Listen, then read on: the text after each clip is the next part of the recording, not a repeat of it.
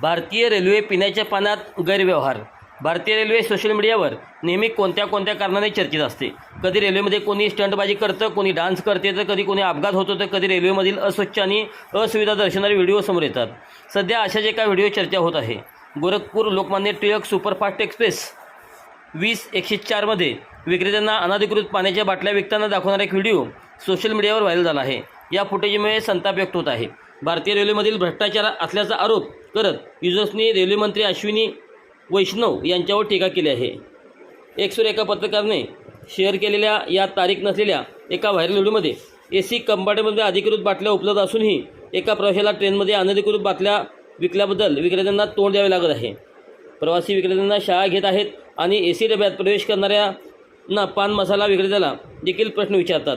ज्यामुळे पॅन्ट्री मॅनेजरने हस्तक्षेप केला आणि प्रवाशाला रेकॉर्डिंग थांबण्यास सांगितले. प्रवाशांनी पॅन्ट्री मॅनेजरवर टीका केली आणि खराब केटरिंग व्यवस्थाबद्दल नाराजी व्यक्त केली. व्हिडिओ अचानक संपतो. व्हिडिओ शेअर करताना पत्रकारांनी लिहिले की आमच्या गाड्यामध्ये अन्न आणि पॅकबंद पाण्याचे रॅकेट सक्रिय असल्याचे दिसते. स्थानिक वस्तू महागड्या दराने विकले जात आहेत, तर रेल्वे नीर अजूनही अस्पर्शित आहे. एका तरुणाने हा व्हिडिओ बनवला आहे.